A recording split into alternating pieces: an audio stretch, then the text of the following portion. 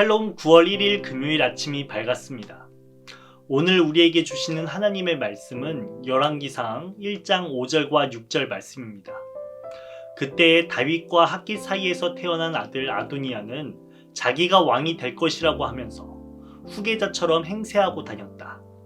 자신이 타고 다니는 병거를 마련하고 기병과 호위병 10명을 데리고 다녔다.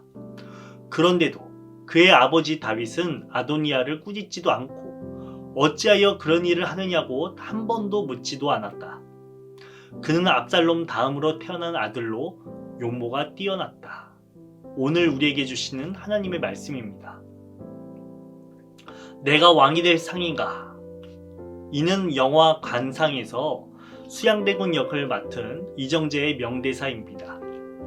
이 대사는 젊은이들 사이에서 밈으로 떠돌아다니는 장면이기도 합니다. 그 이후 대선 때 이 밈을 중심으로 후보자들을 평가하기도 했죠.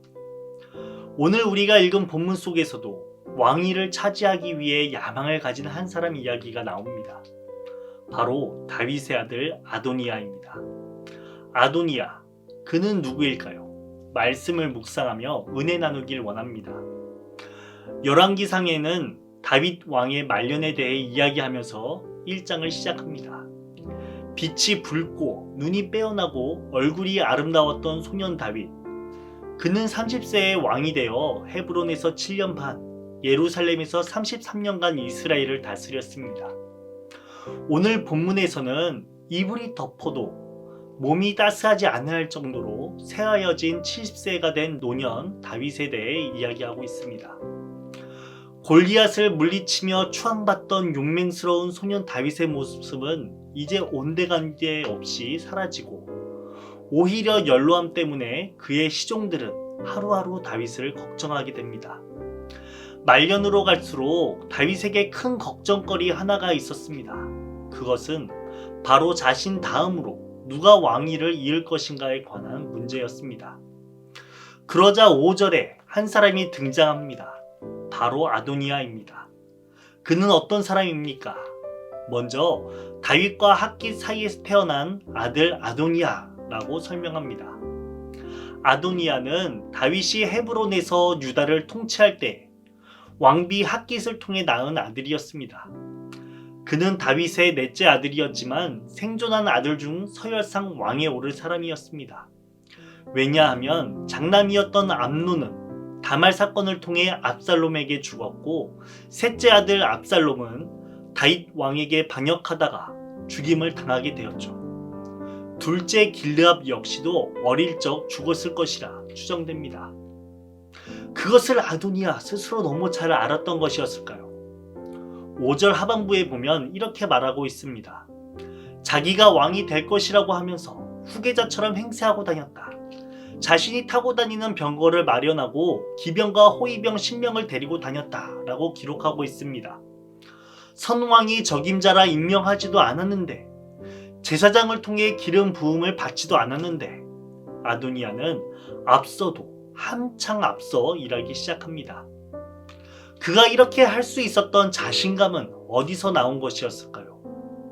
성경에서는 아도니아에 대해서 용모가 매우 뛰어났다 라고 기록하고 있습니다. 그의 외모는 대중들의 마음을 사로잡기에 충분하였습니다. 그뿐만이 아니라 아도니아는 정치적 수완도 매우 좋아서 요압 장군을 포섭하여 군을 장악하였고 아비아달 제사장도 포섭하여 종교계를 장악하였습니다. 그에게는 그 아무것도 두려워할 것이 없었습니다. 이러한 아도니아의 행태에 다윗 왕은 어떻게 반응하였을까요? 어찌하여 이런 일을 하느냐? 라고 단 한 번도 묻지 않았다고 기록하고 있습니다. 다윗이 쇠하여져서였을까요? 아니면 아들들을 자신보다 앞서 보낸 트라우마 때문이었을까요? 그렇게 다윗은 그저 아도니아의 작태를 바라볼 뿐입니다. 그렇게 아도니아의 야망은 날이 갈수록 커져갔고 그 행태는 날로 거만해졌습니다. 그 극한에 이른 사건이 9절에 나옵니다. 아도니아가 엔 로겔 가까이 있는 소엘렛 바위 옆에서 양과 소와 살찐 송아지를 잡아서 잔치를 베풀고 자기의 형제인 왕자들과 유다 사람인 왕 모든 신하들을 초청하였다 라고 기록하고 있습니다. 이제 아도니아 자신이 왕이 될 사람이라는 것을 세상 천지가 다 알도록 천명한 사건이었습니다. 그러나 이 잔치에 소외된 자들도 있었으니 나단 예언자, 브나야와 왕의 경호병, 그리고 동생 솔로몬이었습니다. 아도니아는 철저하게 자신에 반대하는 모든 세력을 배제시킨 뒤 자신이 왕위에 이를 적통자라 이 사실을 요란하게 공포하며 보란듯이 성대하게 잔치를 치릅니다. 여호와는 나의 주님이시다 라는 이름의 아도니아. 역설적이게도 그의 삶의 자리 속에서 여호와 하느님은 어디에도 없었습니다. 아도니아가 능수능란하게 세상을 휘어잡고 사람들에게는 신임을 받았을런지도 모르겠지만 그는 하나님의 마음을 읽으려고 결코 노력하지 않았습니다. 사람은 외모를 보거니와 나 여호와는 중심을 보느니라. 하나님은 아도니아의 중심을 계속해서 바라보며 헤아리셨을 것입니다. 사랑하는 신대 성도 여러분, 오늘 말씀을 묵상하면서 아도니아와 같은 모습이 내게는 있지 않습니까? 세상의 변화에는 민감하게 반응하여 살아가면서도 하나님의 뜻은 헤아리지 않고 있지는 않습니까? 부귀 영화를 누리고자 다른 시선에는 아랑곳하지 않고 너무 정신없이 앞만 보고 살아가고 있지는 않습니까?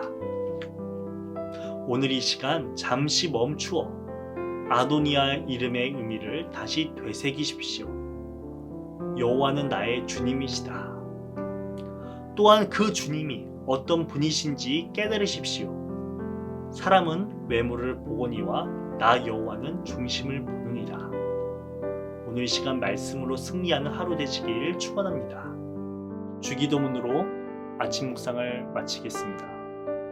하늘에 계신 우리 아버지여, 이름이 거룩히 여김을 받으시오며 나라가 임하시오며 뜻이 하늘에서 이루어진 것 같이 땅에서도 이루어지리다. 오늘 우리에게 일용할 양식을 주시옵고 우리가 우리에게 죄 지은 자를 사하여 준 것 같이 우리 죄를 사하여 주시옵고 우리를 시험에 들게 하지 마시옵고 다만 악에서 구하시옵소서. 나라와 권세와 영광이 아버지께 영원히 있사옵나이다. 아멘.